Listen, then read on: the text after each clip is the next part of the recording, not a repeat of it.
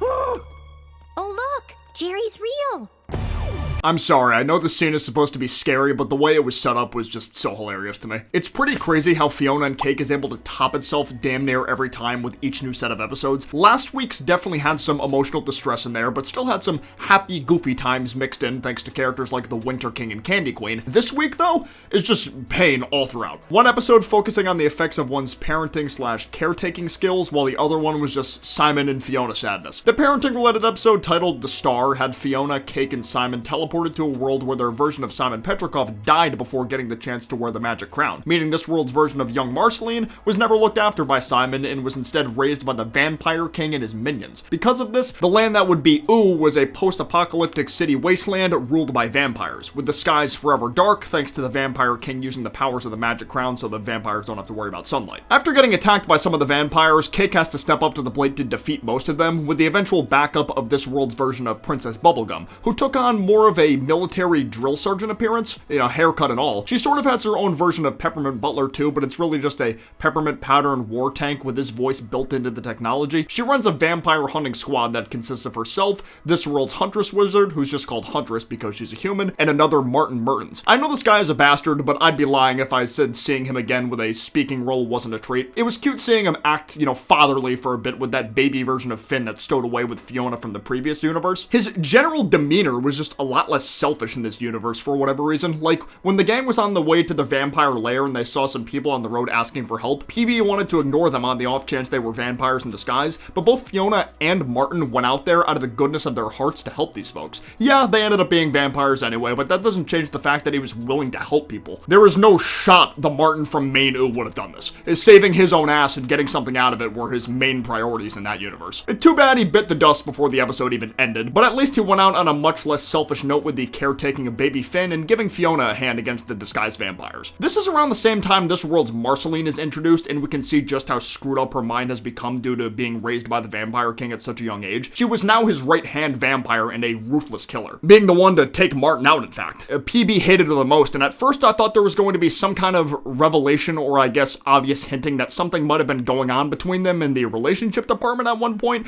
just like the main versions of PB and Marcy, but that didn't really end up being the case at all. They just hated each other naturally, with one fighting for justice while the other fought for greed. Simon, of course, saw this universe version of Marcy and realized how maybe it would have turned out this way if she was raised by him, or a version of him, but she obviously never got that chance, and our Simon losing his mind to the magic crown and becoming Ice King sucked, but the powers that crown granted him saved Marceline's life more than once in Maine Ooh. He did lose her companionship over the years in the process because his mind was so gone. However, this universe clearly spells it out for us that if semi-transformed Ice King wasn't around, Marcy would have turned out way worse as a person, or likely would have turned out way worse. I think one of my favorite parts about this episode was how well the parallels were handled between what was going on with Fiona's group and the stuff with Gary and Marshall, because there was some stuff there too. On one hand, there's Marshall, whose mom is this world's version of Hunson Abadir, but because everything got normalized when Simon turned back, she's more normal too. I say more normal because her mannerisms are still a lot like the Nightosphere guy version of Hunson. Though she's obviously not some underworld ringleader, but rather some kind of powerful businesswoman who's hosting a blood drive party of sorts. A nice touch to keep the blood and gothic style still going, considering she and her son's original selves in that world are vampires and or demons. The whole thing with that side plot was Marshall, who became smitten with Gary Prince very quickly, ended up agreeing to join his mother's family business and quit being a musician. This was something he had to agree on so his mom could send the Lemon Carb sisters over to Gary's bakery in the previous episode. This dynamic felt very similar to the Adventure Time episode Daddy's Little Monster, naturally because they're parallels of both characters, where Hunson tricks Marceline into wearing his magical amulet that would forcibly transform her into a monster that would want to rule the Nightosphere. Marshall is clearly uncomfortable about having to take up this new responsibility because, yeah, let's face it, the dude wants to be a musician. His mother making those backhanded statements about him to the party guests about how many terrible decisions he's made growing up just added more salt to the wound. Even Gary caught wind of how bad it had gotten and realized the sacrifice Marshall was willing to make to improve Gary's life. A guy who he'd known for what?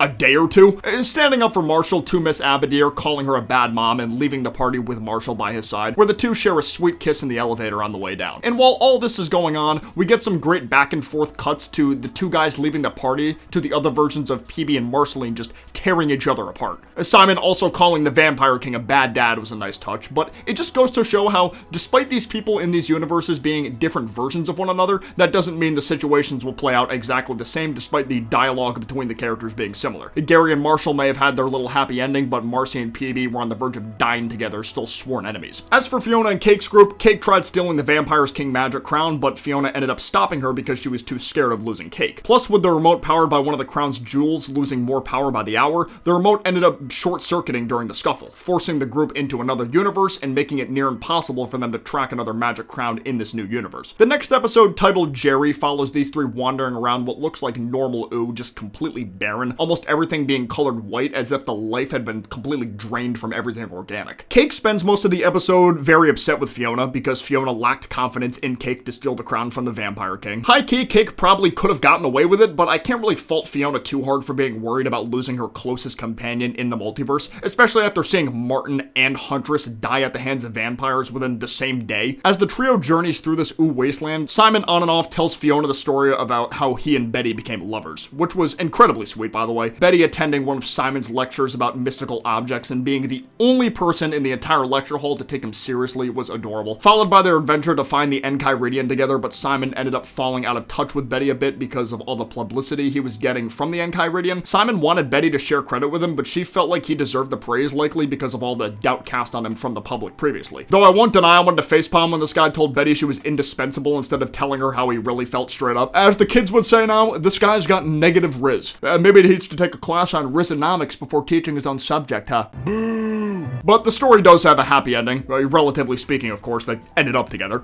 And because Simon ends up finding one of his own books in the library that Betty read with a note from her inside, after reading the note and realizing how much she cares for him and vice versa, he runs as fast as he can to her house to stop her from traveling across the country without him. He catches her at the bus stop, confesses his true feelings, and the rest was history. As for what's going on in the present, the trio stumbles upon what used to be Finn and Jake's house, with this world's version of BMO still living there, seemingly being the only thing still alive in this whole world, besides this friend of his named Jerry, who he mentions on occasion. He thinks he can help them by taking them to what used to be the Ice King's palace to find a crown, and after rummaging through his stuff, they find a videotape with the Ice King footage that BMO is able to play. This is where Fionna starts to feel really bad for Simon, because not only does she start to know the full story of how he and Betty fell in love, but sees how out of it Simon truly was while he was the Ice King, questioning whether or not if it's really the right choice for him to go back to being the way he was just so Fionna and Cake can live in their own paradise. With quote-unquote supposedly no luck finding the crown, wink wink nudge nudge, BMO suggests asking Princess Bubblegum to help fix the short-circuited remote. Problem is, BMO is just pretending to be her when they arrive in the Candy Kingdom. This poor guy is coping over the fact that his old friends are now dead, so he's dressing up as them. It's pretty messed up when you really think about it. So, as a last resort, BMO tries connecting the remote directly to his own circuitry, but unfortunately fries himself in the process. This is what I meant when I said this entire episode was just Depression City. With BMO gone, Cake suggests they try to find this Jerry person that BMO kept mentioning, and after entering a barren-looking dome and climbing down its stairs, the trio is greeted with Jerry, or the presence of the Lich. More specifically, the Lich-Billy fusion. This universe seems to be the most similar to the main version of Ooh, but with the Lich succeeding in destroying all life while still fused with Billy. Although the Lich seemed a bit hostile at first, he quickly released his freeze spell from the trio because, according to Simon, he's depressed now, perhaps growing bored now that his goal had been accomplished for so many years now, destroying all life. Real quick, before I forget, I do want to mention the Scarab's character in these two episodes, who was a lot less involved directly with Fionna and Cake compared to the previous two sets of episodes. It seems my theory about the Scarab confronting Fionna and Cake head-on again will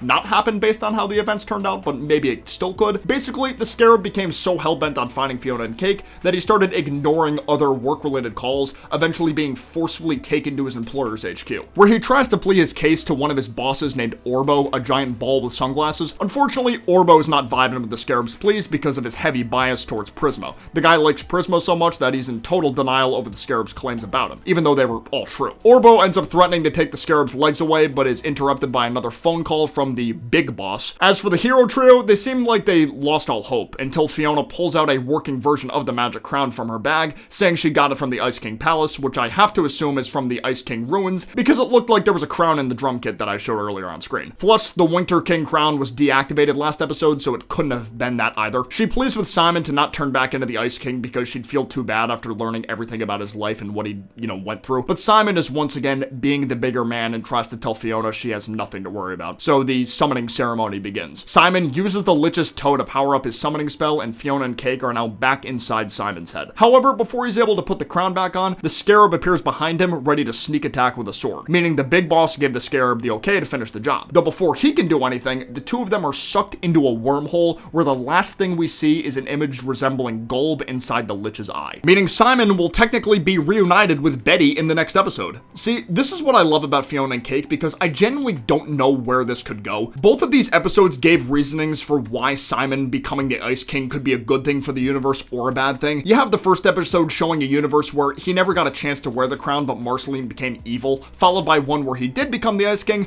but didn't get the chance to even die as himself because of the Lich. So my question is there an outcome where Fionna, Cake, and Simon can all get their own happy endings? Could Simon somehow save Betty from her Gulb fusion and restore Fionna and Cake's universe back to its former glory? Maybe. I think it could be one of those things where he can still get his ice powers back while somehow staying somewhat sane. This might be a reach, but maybe all his experiences with Fionna and Cake combined with potentially saving Betty could flip some switch in his brain to where their universe can be magical again. Something would have to change in his headspace though, because the current adventures the three of them have been on clearly have not been enough to turn things magical again, because, you know, the POV from Marshall and Gary's side story is blatant proof of that. And as for keeping his sanity, I guess, you know, maybe his love for Betty could just be so pure that he doesn't lose his mind. I don't know, man.